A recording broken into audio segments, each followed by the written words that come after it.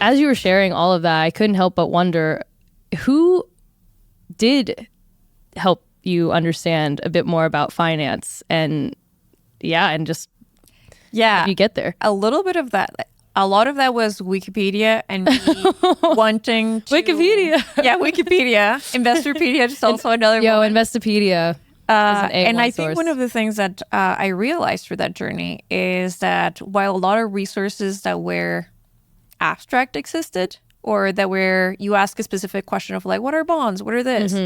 There were not a lot of products back then.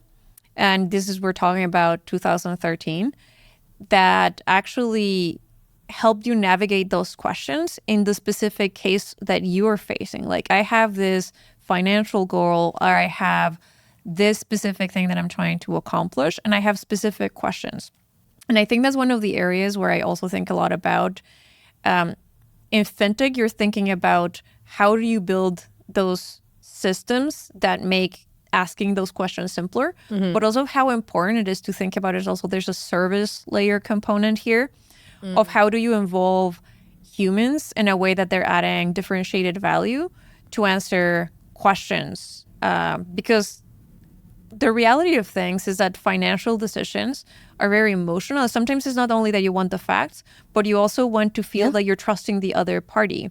Yeah. And that's a piece that no matter how great a product is, typically people respond better to having that part. So I think part of the challenge that we also have in this industry is how do we continue creating space for that differentiated value that humans add in the experiences, and we're delegating more of the things that are cookie cutter or repetitive to technology in a way that most of our time goes into really helping each other make better decisions or feel comfortable about how we're going about choices that we make in our life with our finances. And I think that trust factor is so important. So I was just looking at some data that you're making me think of, but some research was showing me that 37% of consumers are trusting their trusting fintech companies as their financial services providers, and compared to 33% of users of banks. So we're more trustworthy than banks by like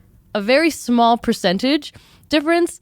And I'm trying to see the win of that, and maybe we need to try a lot harder, because, fintech is really what draws me to this space, is what you said, is this ability to really humanize these products, to build that trust. At the end of the day, financial services is one of the least trusted industries, like right next to the government and then and social media, like that cesspool of just of danger. And so that's not great. So we're like facing kind of this uphill battle with trust. And so how do you establish trust with someone? I mean, you be a human. Yeah, it's being a human. And also I think there's a lot of work that we can do in some of the building blocks, and I think that's one of the reasons why I'm working at Argyle. For your audience that may not have like all of the context, that tell us about what Argyle does. It's a platform that allows different industries. So for example, lenders, there has banking use cases, that are gig use cases, there are mortgage use cases, to access payroll and employment and employment history and income verification data. And when you think about why they're asking for that, it's typically in the process of ascertaining, is this person worth underwriting for this debt? Is this person's employment history sufficient to pay them this amount of money in this new role that they're applying for, et cetera? And when you think about that fundamental transaction, you have two parties that are mistrusting each other. And a lot of that mistrust is let's say you're the lender, you don't trust that the other person is going to give you the right data. And as a borrower, you don't trust that the bank is going to use that data to give you the best possible outcome. So what Argyle does, it's a platform that is end user credentialed. So you as a user, let's say Nicole, you want to get a mortgage. When you go apply with a bank that's already using Argyle, what would happen is that you would get an experience that will allow you to see and enter your credentials to get the income data from the employment records that you want to share with them. And then they will get that data from the data source, without having to mistrust that, well, Nicole's a really nice person and she would give us all their pay stubs. But what if we have another person that gets creative with ChatGPT and or makes things up and makes things up? Right. So when you think about that, like a lot of that transaction can be a lot more transparent and trustworthy for both parts if you actually look at it from the angle of, if you go to the source of data, that the person that is receiving the pay stubs already trusts.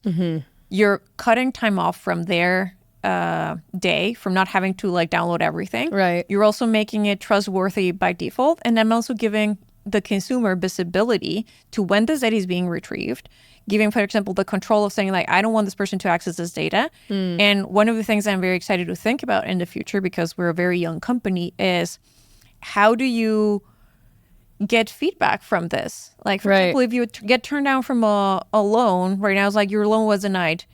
Is that anything that's useful to set like a new path for you or financial well-being?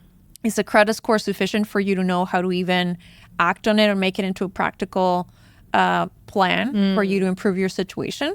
I think those are the kinds of things that really create trust for both parts. And I think the solution that we're actually working on is something that can be very powerful. And if you think it's a very small sliver of the overall financial technology apparatus, but if we were to think about all of the different pieces that make this apparatus with that lens of how can we bring more trust and transparency, I think a lot of experiences and a lot of the numbers that you're saying, people will feel a lot more comfortable and excited about this. Because at the end of the day,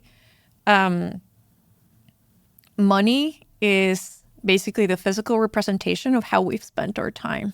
And that's the only thing. Yes. It's like a thing that's so valuable to people. And everyone wants to feel that they're doing it with purpose and that things are being done in a way that is consistent with their values. So, yeah.